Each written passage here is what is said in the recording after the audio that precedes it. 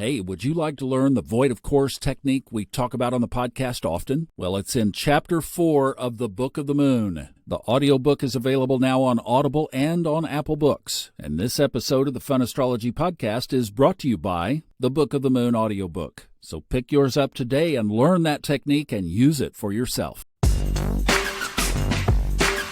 Welcome in to the TGI Friday edition of the Fun Astrology Podcast. You guys been feeling these solar flares we've been having? Oh my goodness sakes. I mean, we have been bombarded this week. I've been putting information in our Facebook group about it, the Subconscious Mind Mastery and Fun Astrology Podcast listeners on Facebook. If you're not a member there and you'd like to see what I've been doing with these solar flares, come on in and join us. Just answer the questions. That's really the only place I show up online, is just in that group.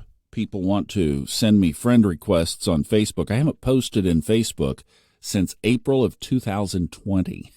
Okay? It's all in the group, so that's where we meet. But we have been through this past week an unprecedented number of large solar flares as part of this Solar Cycle 25 that we will be approaching the midpoint of next year, according to NASA.gov and other sites that follow this. It's not astrology, but it sure is energy, and it sure has been affecting us, I think, in various ways. I know some people are very sensitive to these flares, but I'm just playing around, and this is just me toying around and just seeing if there are any correlations and observing it over time.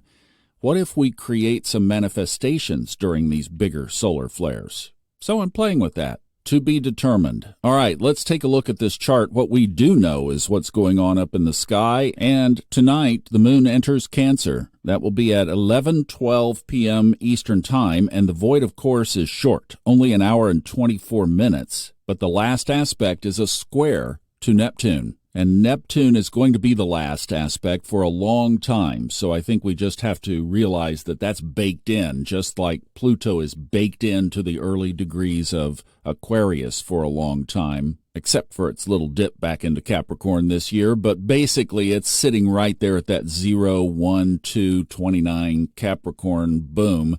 That's with us. So is Neptune in the later degrees of Pisces. Now, it will enter Aries next year, but as far as the moon's void of course and the moon changing signs, Neptune is going to hold that position, not all by itself, but mostly by itself for quite a while. Now, the other nice thing is the moon rules Cancer, and it stays in Cancer all the way through Sunday night, moves into Leo early Monday morning, so we get the whole weekend with the moon at home.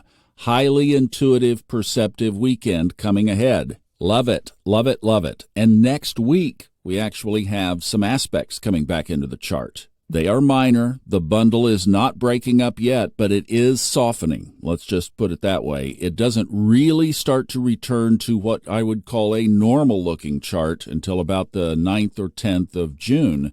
But after that, the bundle will be in our past history. So is the solar eclipse. So is the Jupiter-Uranus conjunction. So we are moving toward the backside of these things that have been affecting us all spring. The heaviness, the energy that we've all been wondering, what in the world is this? It is starting to move away. So let's set up a keyword for this weekend, and I have to go with intuitive perception. In fact, let me just put a question out. Tonight is Friday night. It's been a long week. We've had these solar flares. Your phone is texting going off. Boom, boom, boom.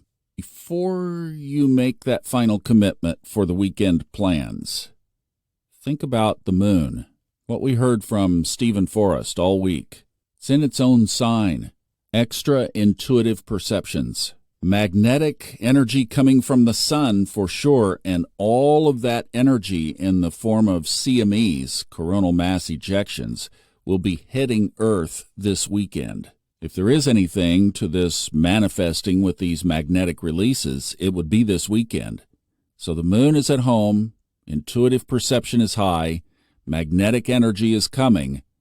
What's your best spent time? What's going to put you on your highest timeline? That's only a question you can answer. I'm just saying this is a really good morning, if you're catching this Friday morning, to think about that as you're making your weekend plans. What would increase your senses? And what would dull your senses? And what does the sky say? And since we're heading in that direction, what does your intuition say? What would be the best way, like Steve talked about, to spend this weekend in light of what's going on in the sky?